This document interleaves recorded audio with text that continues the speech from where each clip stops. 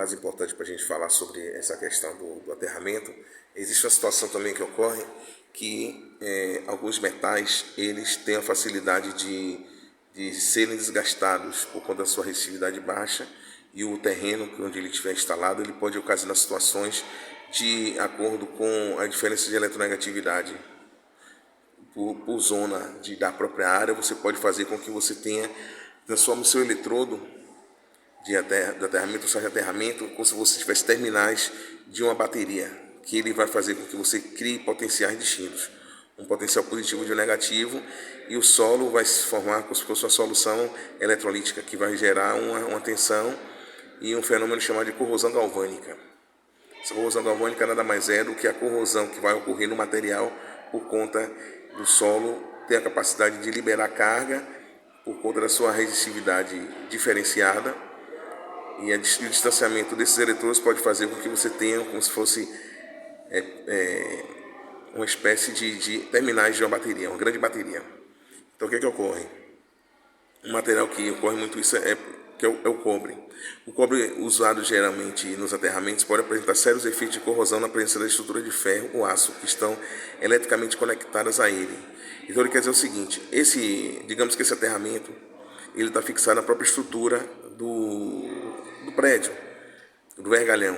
Só que por serem de materiais distintos, de eletronegatividades distintas, pode ocorrer essa situação do solo se transformar numa grande solução da bateria, e você tem o eletrodo da estrutura com o eletrodo que você está utilizando como aterramento, com possíveis potenciais que vai gerar como se fosse uma bateria, e isso vai fazer uma corrosão ocorrer no próprio eletrodo, gerando a coisa chamada de corrosão galvânica. A título de ordem de grandeza, uma corrente contínua de 1 A circulando durante um ano irá corroer 10 kg de aço, 11 kg de cobre, 35 kg de chumbo ou 13 de zinco. A diferença de potencial entre dois metais irá influir na intensidade da corrente elétrica que circulará entre ambos. A resistência da Terra, que funciona como eletrolito da pilha, é que limita o fluxo da corrente. Portanto, solos com baixa resistividade podem resultar em altas correntes, propiciando a elevada corrosão galvânica. Numa situação dessa, você tem que buscar uma maneira de você evitar isso, que seria justamente potencializando esses condutores. Se você quer potencializar, independente da sua eletronegatividade, eles não ocorrerão essa situação aí por conta justamente de estarem conectados entre si. Aí você não vai ter a possibilidade de criar potencial positivo e negativo e a consequente corrosão de ambas as estruturas. Aqui nós temos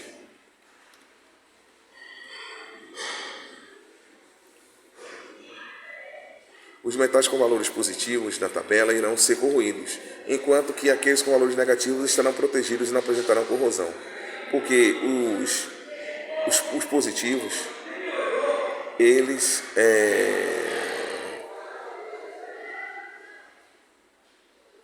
serão corroídos porque eles estão liberando cargas. E os negativos, eles não solidificarão porque eles estarão protegidos e não apresentarão corrosão porque eles funcionarão como cátodo. O que se corrói é o anodo porque ele vai absorver carga. Se ele absorve carga, ele entra em reação e corrói. Já o outro cátodo, ele está liberando carga, então ele não vai se danificar. Assim, quando ferro e cobre estão próximos, o primeiro sofrerá corrosão. Aí isso é por conta da eletronegatividade dele. Deve-se notar que barras de ferros embutidas em concreto, como no caso das fundações e edificações, têm aproximadamente o mesmo potencial que o de cobre, significando que praticamente não sofrerão os efeitos de corrosão. O uso da solda exotérmica nas conexões enterradas, como cobre e ferro ou aço, também garante a proteção contra a corrosão entre os dois metais. Então ele está dizendo o seguinte, que você, encontrando a estrutura com metais distintos, o que é que você vai fazer? Você vai fixar, na hora de você faz a solda exotérmica e você faz aqui a potencialização deles dois, de forma externa, como ele está sinalizando aí, evitando assim a corrosão galvânica. Embaixo você tem uma tabela que é a série eletromotiva dos metais. Então, aí nessa situação ele está mostrando o metal e o seu potencial. Então, essa é a capacidade desses metais, deles serem positivos ou negativos, e a reação que pode ocorrer mediante a estrutura da fundação.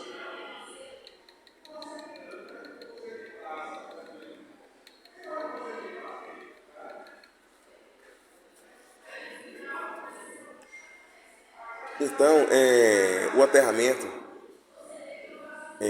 vale lembrar que os problemas de corrosão são de considerável importância apenas no sistema de corrente contínua, como no caso de transportes, trem-metrôs, onde há retorno de corrente pelos trilhos, que acentua o fenômeno da corrosão. Então, percebe-se então que esse problema só vai ocorrer em situação de a carga sendo alimentada no sistema de corrente contínua. Tá?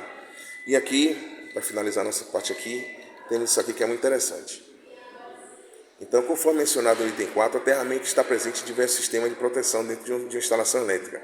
Proteção contra choques elétricos, contra descargas atmosféricas, contra sobretensões, proteção de linhas de sinais e de equipamentos eletrônicos e proteção contra descargas eletrostáticas. Normalmente estuda-se cada proteção mencionada separadamente, o que leva em alguns casos a imaginar que trata-se de sistemas completamente separados de proteção. Isso não é verdade. Para efeito de compreensão, é conveniente separar os casos, porém, na execução do sistema, o que existe é um único aterramento. Dessa forma, veremos assim os principais aspectos de cada item e no final iremos reuni-los em um só aterramento. Então ele está mostrando o aterramento único, que você aqui potencializou tudo aí, para você não ter nenhuma flutuação. A gente viu aí alguns fenômenos com potencial transferido, ou então ruído de modo comum, que são transientes, provenientes justamente dessas variações de carga, e a depender do equipamento você vai ter isso, como o terra da estrutura, indo de encontro ao terra da carcaça. Então você tem pontos de referência distintos que poderá gerar um ruído, que é justamente uma carga que ela não é benéfica para a estrutura. Então nós temos aqui proteção de equipamentos de informações, proteção de choques, proteção contra descargas atmosféricas, proteção contra sobretensões, proteções contra descargas eletrostáticas. E ele mostra como um aterramento único. E aqui no material que vocês têm em mãos, vocês poderão acessar e verificar o restante do conteúdo, que é um conteúdo muito interessante. Então a gente pegou essa parte introdutória que é algo assim que a gente tem que ter um conhecimento. Vocês vão dar uma estudada no restante do conteúdo, para que vocês tenham um entendimento dessa parte, e muitas coisas vocês já devem conhecer.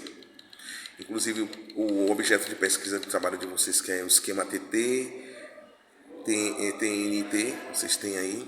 Aqui tem um material muito bem ilustrado. E o material em si ele vai mostrar o que vocês querem fazer para a pesquisa do trabalho que vocês vão fazer futuramente. Salientando que essa semana nós vamos, hoje e na quarta-feira, vamos começar a trabalhar sobre a parte de projetos. E de hoje a 8 vocês vão fazer um primeiro teste da unidade sobre o conteúdo que está sendo dado aí, que é justamente aterramento. Tenham uma boa tarde.